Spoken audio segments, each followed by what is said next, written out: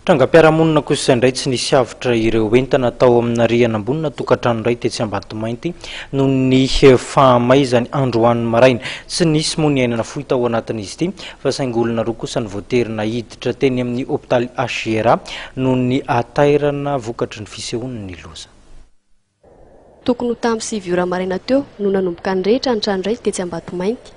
Tsy fantatra izay antony nahatonga ny afo fa araka ny fanazavan'ireo olona teny an-toerana dia niainga avy tao anatin'ny trano ny afo izay vao naniditra taty ivelany.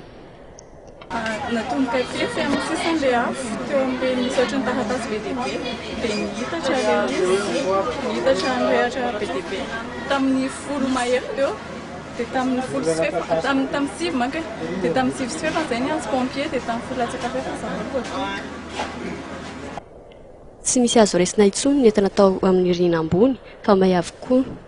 Ny antson'ny mpamonjy voina avy hatrany ireo mpona manodidina rehetra raha vao nahita ny afo mba hialana amin'ny loza mety aterany. Ka tokony tamin'ny folo ora latsaka fefa no tonga teny an-toerana ireo mpamonjy voina.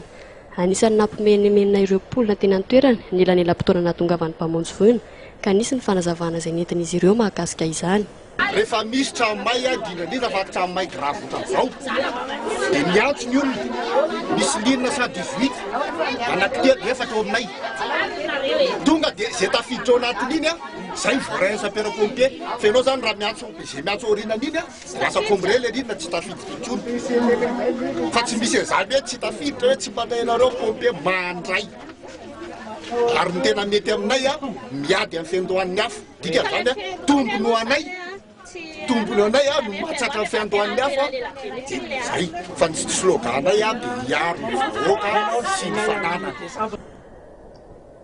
Tsy nisy ny aina nafoy vokatry ny aitrano izay hita teny Ambatomainty fa olona roa ny voatery naiditra hopitaly teny amin'ny HJRA vokatry ny fahatairana. Vokatry izay aitrano izay ihany dia voatery ny fefena tsy azo aleny lala manakaiky ilay trano satria araka ny hita dia atahorana hirodina ilay rindrina nambaran'ny mponina fa efa matetika ihany koa ny tranga toy izao.